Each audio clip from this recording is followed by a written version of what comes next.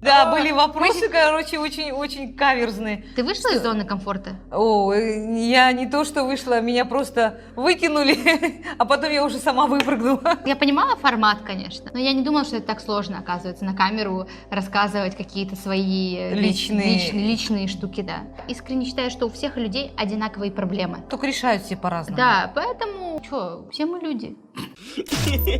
Бро, смешно.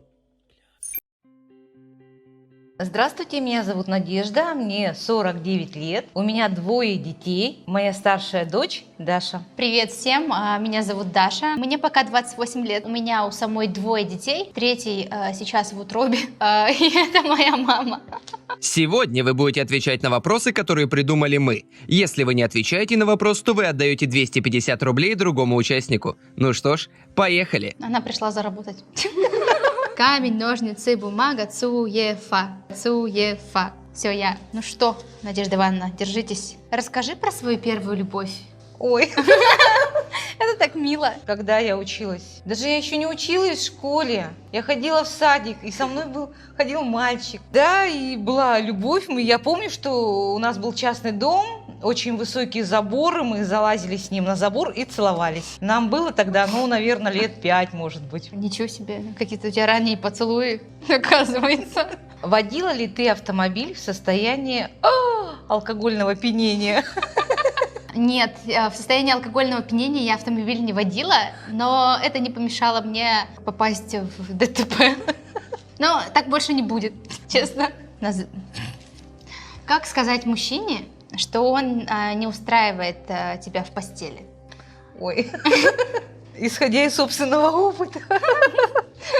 Ну, давай делись, что? Я думаю, что об этом вообще нужно говорить, об этом нужно разговаривать. Если такое случается, об этом умалчивать нельзя. Ну, то есть получается, что типа если в сексе тебя чувак не устраивает, Зачем то, он тебе такой нужен? то и замуж за него нельзя выходить. Да нет, конечно.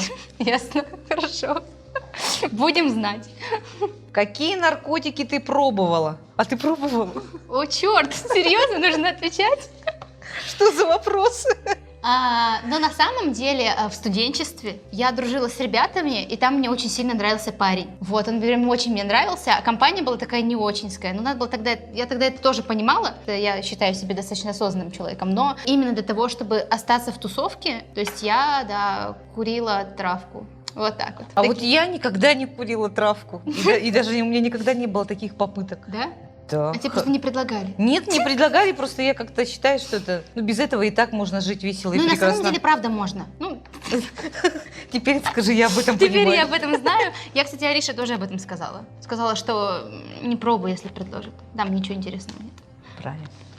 Классный вопрос. Семья – это союз только между мужчиной и женщиной. Да, конечно. Я других вариантов просто не могу представить, что может быть как мужчина-мужчина, женщина-женщина. Ты так это поняла? Да. Я по-другому поняла. А что, я неправильно поняла? Союз, он на то и союз, где есть и мужчина, и женщина, и это будет семья. Семья – это когда разнополые отношения. Я не говорю, что это извращение там или еще что-то, да, это чисто сугубо личное. Слушай, Ну, а дети. представляешь, вот у тебя просто много внуков, мальчиков. А если Да? такое произойдет? Да, он такой придет и скажет: Я об «Мам, этом думала, бабушка, кстати. слушай, тут такое дело, 21 век на дворе. В России разрешили однополые браки, а это Вася». Я приму их любое решение. Вот это самое главное. Хорошо, все. Вот. Остальное меня не интересует. Расскажи, что ты чувствовала, когда узнала, что я развелась с твоим отцом? Ой, господи.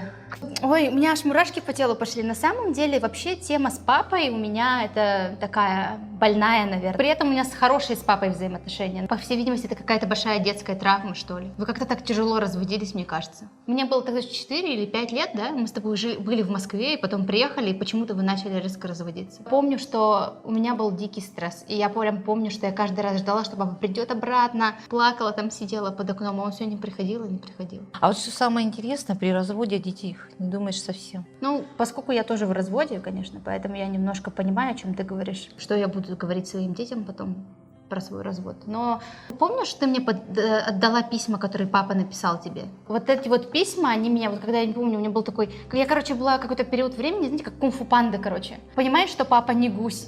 И нужно найти, типа, кто я. Я прочитала и поняла, что вы с папой друг друга любили. И мне сразу стало так, как, ну, камень с души. Ну, Я что- немножечко сейчас добавлю, да, чтобы было понятно, что это за письма. С Дашиным папой познакомились, когда я училась в школе, и он учился тогда в школе. Я училась, а он уже поступил в военное училище, и все 4 года, что он учился, мы переписывались. И я все хранила. Я хранила открытки, я хранила письма, я все А складывала. теперь все это у И меня. даже после того, как мы развелись, я все равно это хранила как часть истории своей личной жизни. Потому что, чтобы потом ребенку объяснить, как это все произошло. Такая вот любовь, такие вот как Ну, бы... все... Да, как оно вообще у нас пошла разруха в жизни, что называется, да? И я все отдала Даше, и Даша до сих пор это хранит. Да, я это храню и буду хранить, потому что я считаю, что это очень большая часть моей жизни. Ну, то есть это очень классно, когда знаешь свою предысторию. Есть понимание того, что ты не зря как-то родился, что тебя там желали, что о тебе мечтали. Это очень прикольно. Это смешной вопрос. Простите, он не смешной, но мне смешно читать. Какой из твоих браков ты считаешь самым счастливым? И хочешь ли ты, чтобы у меня тоже было 3 брака? У меня вообще каждый брак в моей жизни был счастливый по-своему. У каждого была своя история, как говорится, предыстория, история и заключение истории, как говорится, как сказка. То есть она началась хорошо, закончилась иногда не очень, да? Но ничего, жизнь продолжается. Самое главное, что со всеми своими предыдущими мужьями я в хороших отношениях. И сказать, что 3-й брак, в котором сейчас я нахожусь, это последний, я тоже не могу сказать. Поэтому я не могу сказать, какой из них был самый счастливый. То есть, может быть, он Может еще не- быть, я его еще не прожила. Ну, а если желаешь ты мне 3 брака или нет? Пусть их будет столько, сколько ты сама посчитаешь нужным. Хоть 10. Воровала ли ты у меня что-нибудь? Да, воровала. Что воровала? Да деньги я воровала, как все дети. Наверное, все, не знаю. Но, в общем, я помню, что мне за это отлупили однажды капитально так. Но это я не у тебя украла, а у Игоря. О, это мой отчим. И он тебя отлупил? Ты меня отлупила? Значит, много взяла. У меня был такой сарафан джинсовый. Я прям помню, что я, короче, 500 рублей в кармашек положила, и они выпали. А я вот не помню этого Нет, момента. Игорь мне давал деньги просто так обычно, Ну да. как любой добрый отчим. Потому что Игорь же реально постоянно давал. Походу перестал давать, и я решила сама взять, не знаю. В общем, был трындец. Вот так что у меня было такое жесткое воспитание. Я шучу, ну, на самом деле за дело всегда, да, шлепали. Расскажи мне, пожалуйста, что самое трудное в браке? Почему такие вопросы? Ну, потому что ты, типа, на опыте должна знать. А, я на опыте должна знать? Спасибо. Это, наверное, вовремя понять и простить. Или А недостаточно? все можно прощать? Нет, все нельзя прощать. А что можно, что нельзя? Что ты можешь простить, прощай. То, что не можешь простить, не надо прощать. Потому что... ну, Если хочешь, иди, короче. Да. Понятно все. Потому что я не знаю, как это вот так вот объяснить. Чуть-чуть рассказать, что я прощала. И даже не то, чтобы прощала, я просто делала вид, что я не замечаю. Это же удобная позиция, да? Сделал. Я типа не заметила. Когда-то потом вулкан взрывается, что называется, а последствия не знаешь, какие будут. Тебя предавали мужчины? Ой, короче, был у меня один такой случай. Ну, прямо мужчины, господи, мальчики. Короче, встречалась я же с парнем долго, помнишь? И потом он каким-то магическим образом оказался больше не моим парнем. Я тогда просто была очень сильно расстроена. Я была прям в дикой депрессии, и я думала, что это самое худшее, что может случиться в моей жизни. Но это неправда. Оказалось, что бывают события похуже, поэтому ничего страшного. Ну, то есть, если расценивать предательством, когда от тебя там уходят к другому человеку, это один тип предательства. А если тебя предают как бы внутри, в плане там каких-то обещаний там, и так далее и тому подобное, то в принципе я могу так сказать, что у меня пока что все мои отношения заканчивались плохо, горько. Ну правда же? Как ты считаешь, что аборт это преступление? И делала ли ты аборт? И если делала, то сожалеешь ли ты об этом? О-о, ну что я могу сказать? Признаваться в этом, наверное, не очень приятно, но в своей жизни, да, у меня были такие ситуации. Но могу сказать, что это было не по моему личному нежеланию иметь детей. Вообще в моей жизни Даша появилась, как сказать даже, не знаю. Мы ее очень долго ждали. У меня был мне поставили диагноз, что у меня бесплодие, детей вообще не будет. Но поскольку мы жили в военном городке в Прибалтике, и там был профессор, и он меня наблюдал в течение 1,5 лет. Вытворяли такие процедуры, что от которых я вообще до сих пор, я не знаю, ни от кого не слышала, что делали бы что-то подобное. Вследствие чего я забеременела. И потом практически 9-8 месяцев я пролежала в больнице, из них 4 месяца. Нельзя было вставать, я не ходила, чтобы сохранить тебя. Меня, я поняла. Тебя. Ну, вопрос-то Вот, но я к чему подвожу? То, что в организме, он не справлялся по каким-то причинам. То есть мне просто рекомендовали лучше сделать, потому что это скажется на здоровье. И на моем здоровье, Ну, и что на тебе здоровье. нельзя тебе Да, рожать. да. Поэтому я всегда думала, что у меня будет один ребенок, чему я была очень счастлива. Но когда мне повезло со вторым, я вообще была очень рада. И я счастлива, что у меня 2 детей. Если бы, конечно, была бы возможность больше, я бы, наверное, родила бы и больше. А я никогда не делала аборт. Ну, потому что я никогда не беременела. Ну, то есть, как сказать, я беременела 2 раза. Вот сейчас 1 раз, и в прошлый раз, когда дети родились, и все. Просто кому-то суждено, беременеть постоянно, а кому-то нет. Ну, есть же женщины, которые беременеют часто. И аборты делают часто. Я таких много знаю. А я все время удивляюсь, думаю, как вам везет, так часто беременеть? То есть для меня, беременность это везение какое-то. Для кого-то беременность это елки-палки. Опять. Черт. Были ли у тебя венерические заболевания? Кстати, не было. Как у мамы надо было сказать, как так? Нет, имеется в виду, что я имею привычку проверяться каждые полгода. На самом деле, это рекомендация мамы, я вам серьезно говорю. Она всегда говорит, когда ты начинаешь встречаться с кем-то или встречаешься с кем-то, тебе нужно ходить и проверяться, потому что есть люди, которые, как это называется, недобросовестные. Вот ты верный чувак, а с тобой может быть неверный чувак. Да. Вот, и нужно его контролировать. И из-за чего вы развелись с папой? Ой. Это, в общем, что касается личной жизни, я бы, конечно, лично бы и не говорила, что... как я могу сказать, из-за чего? Как в заявлении о разводе пишут там. В заявлении о разводе пишут все хорошо. Мы не сошлись Характерами. характерами. Вот так и пишут, ты можешь так Да. ответить. Наверное, я так и скажу, мы не сошлись. Потому что, когда 2 эмоциональных человека находятся на одной территории, каждый считает, что он прав, при всем при этом, хотя он не прав, и тоже об этом знает, но он же прав. Ты бы его убедила в том, что он не прав. Всё. Да я не хотела его убеждать, что он не прав.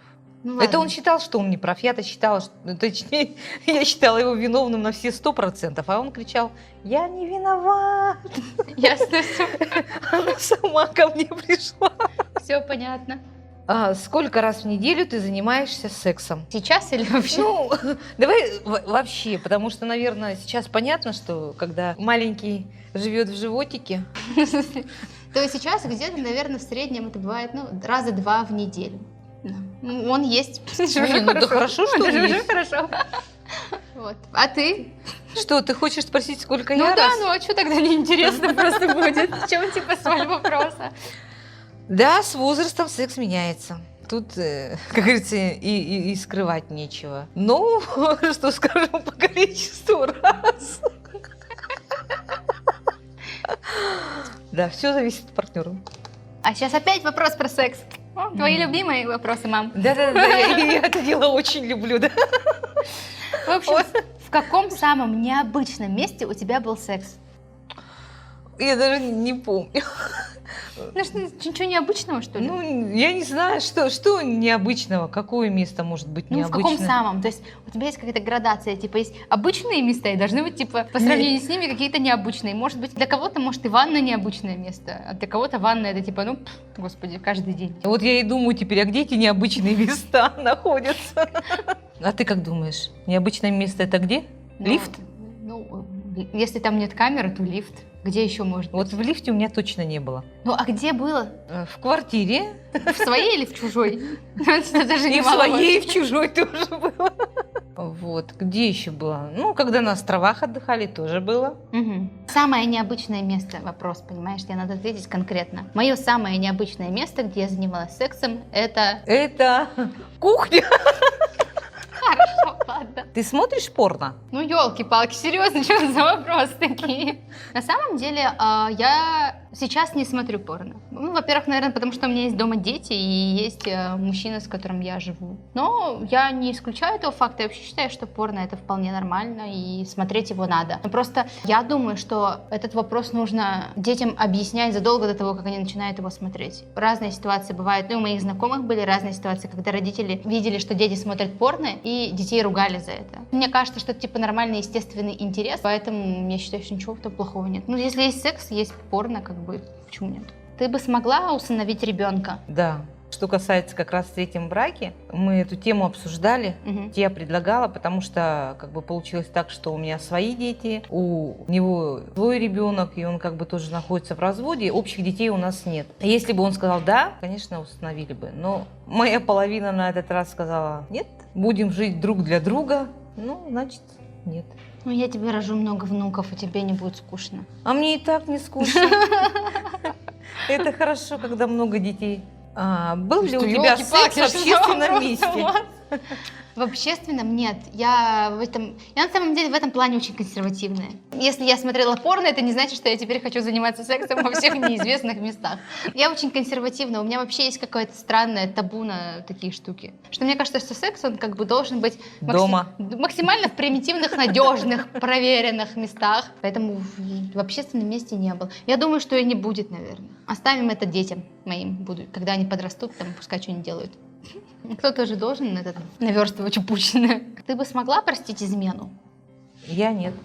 Не смогла бы?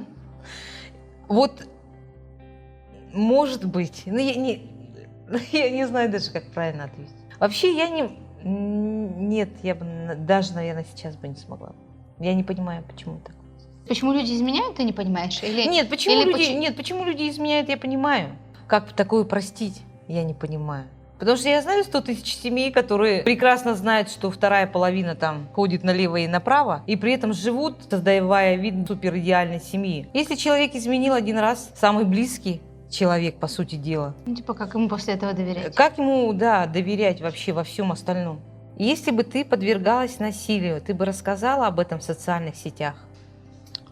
Ой, это интересный вопрос. Я уже не знаю, что я сейчас должна отвечать, раз уж вопрос есть.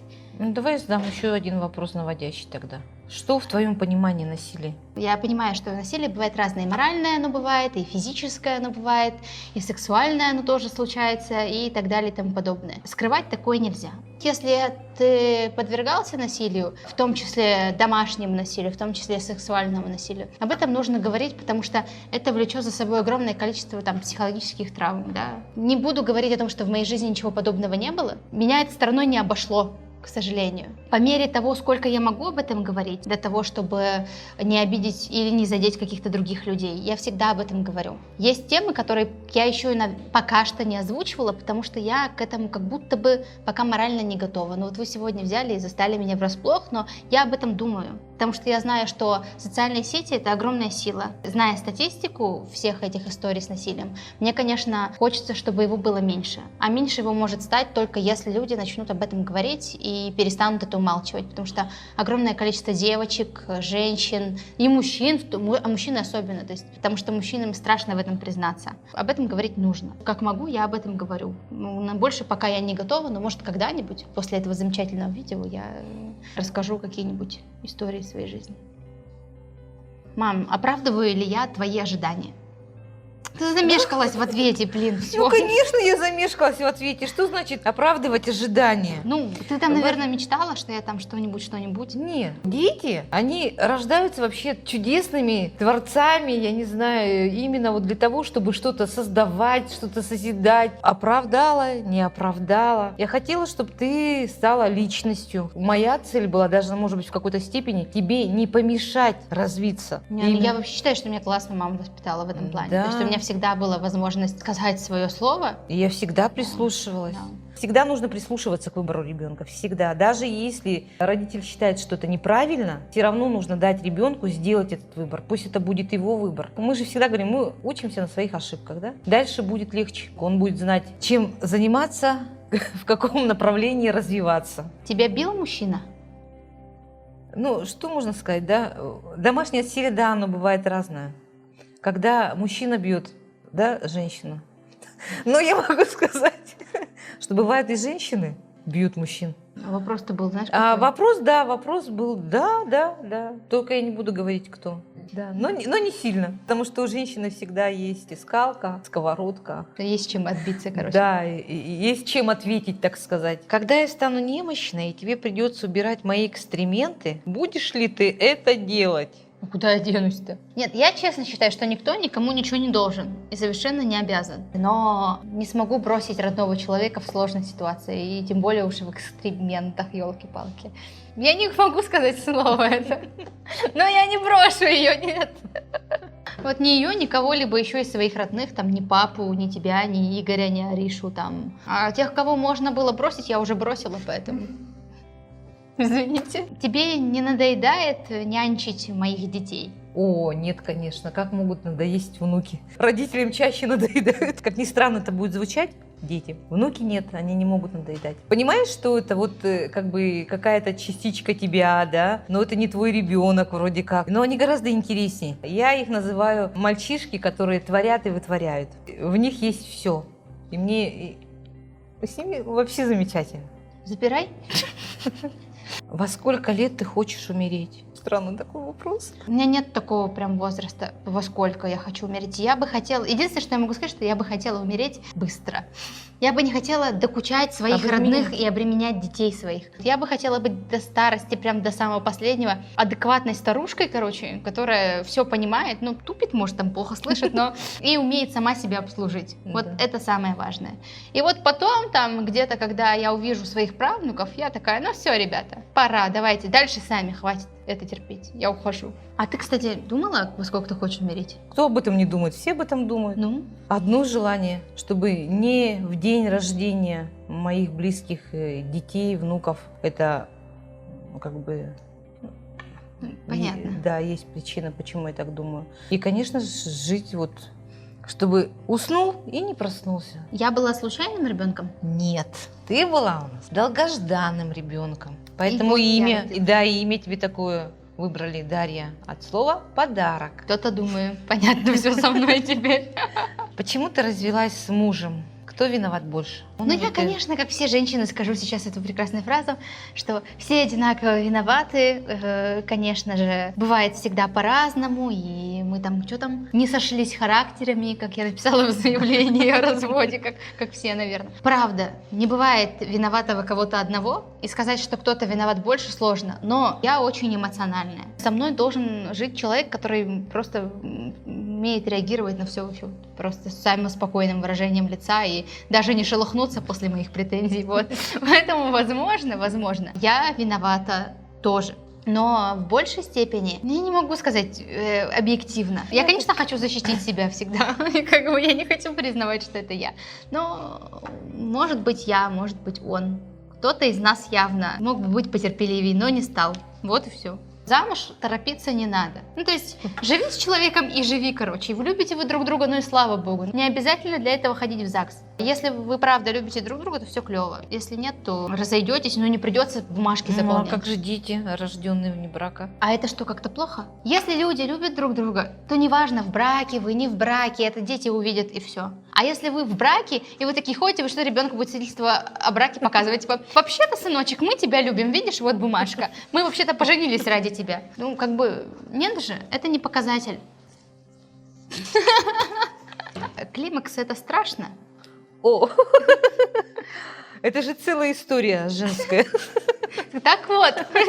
А вообще, это не страшно. Есть, конечно, побочный эффект. На начальном этапе начинается там обильное потовыделение, потоотделение, я не знаю, как это назвать. Все время хочется в душ. Но во всех остальных планах это просто замечательно. А что такого, типа, замечательного прям? Ты уже все рассказала? Я уже все сказала, да. Ну, в плане того, что касается секса, да. То есть это 100% безопасный секс. А, то есть ты типа не забеременеешь? Да. Удобно. Конечно, это удобно. Потом это определенная экономия для женской половины. Понятно, короче, с вами. Попотела немножко, а потом все нормально. Кого из своих детей любишь больше всего? Ну, я не могу сказать, что я люблю кого-то больше, но я чувствую, что кому-то я внимание больше уделяю. Тому, кто больше капризничает. Но как бы я не могу поделить детей там. Неугодный мне ребенок, а этот нормальный. Типа ты будешь сидеть с мамой, а ты будешь сидеть вон там, типа в углу. Нет такого. С бабушкой. Да, такого нет. Если я хочу отдать своих детей бабушке на выходные, то всех сразу. Не потому, что я их не люблю, а потому что я себя очень сильно люблю, и мне иногда надо отдохнуть. В целом, в общем, нет, у меня нет разницы между Мишей и Мироном. И сейчас ребенок, который ожидается, я думаю, что какое-то время, наверное, ему будет больше внимания уделяться, потому что он маленький будет. И, наверное, кто-то будет думать, что я его люблю его больше, но думаю, что это будет не так. Потому что потом я опять отдам его тебе, когда устану. О, классный вопрос. Я красивая? Да, я могу сказать точно. И сразу. Конечно, ты красивая. А прикинь, ты бы сказала нет. Ты нет. Ты нет. Назови 3 момента, где я промахнулась с твоим воспитанием как родитель. Можно сказать? Я буду плакать. Ну, будешь, конечно, но ты хорошая мама, если что. Вот с этого и надо было начинать. Нет, да, с этим-то понятно, что мама ты хорошая. То есть все мои друзья обожают мою маму. Просто все говорят, тетя Надя, вообще классная у тебя мама, мне бы такую маму. Всегда так все говорят. Потому что моя мама с ними курила на балконе, если что, когда мы в школе учились. Я думаю, что понятно, как она респекты заработала, да? Я считаю, что есть, 3 не знаю, но есть моменты, которые, я думаю, что они связаны тесно с тем, что мы жили, во-первых, мы жили в 90-е, во-вторых, мы жили в общаге, и в-третьих, мама была безумно молодая. То есть если человек умудрился побриться на лысо, то есть как бы перед детской елкой. Все идеально не могло быть, это естественно. Нет, я считаю, я скажу, потому что это касается не только тебя, я думаю, что это касается многих родителей. Ну конечно, скажи. Во-первых, я считаю, что распивать алкогольные напитки в присутствии детей неприемлемо. Вот я, например, никогда так не сделаю. Для меня это вообще просто табу, и меня начинает трясти, если я вижу, что где-то мои дети, а рядом какие-то то есть люди пьют. А по всей видимости тогда, как мне помнится, это вообще была норма. На всех праздниках, дни рождениях, и неважно, они детские, взрослые, короче, все же знают эту шутку про комнату, где куртки лежат и толпа детей сидит. Это не очень правильно. Хорошо. И вспоминаешь, как-то грустно даже. Друзей много зато. Еще 2? Я воздержусь, ладно. Это пускай будет для всех, а остальные 2 я воздержусь. Что ты считаешь для себя отдыхом? Последние выходные я просто лежала. Реально, я сутки просто лежала в постели и вставала только поесть. Прям вот весь день смотрела сериал, ела и спала. И я не горжусь этим, но это было прекрасно. Когда-нибудь мы с Аришей тебя разочаровывали? Прямо что разочаровывали? Вот я именно говорю, что мы с Аришей, то есть она, я, вот как бы... Я смотрю это с одной стороны, вы к одной ситуации по-другому. Да. Да, учитывая, что у вас с Аришей разница, она тоже смотрит на эту вещь по-другому. Поэтому я не могу сказать, что прям вот вы меня прям вообще там разочаровали. Нет. Еще бы. Я надеялась, Есть моменты, когда я за вас расстраиваюсь, потому что я ожидаю, там, чтобы результат был более там эффектнее, да, там какой-то вот, наверное, вот так вот только. А в основном нет. Я вообще рада, что у меня замечательные девочки. Я считаю, мне повезло вообще с детьми. Просто супер. Спасибо вам большое за участие. И от наших друзей Бондрагон вы получаете месячный запас вкусных напитков.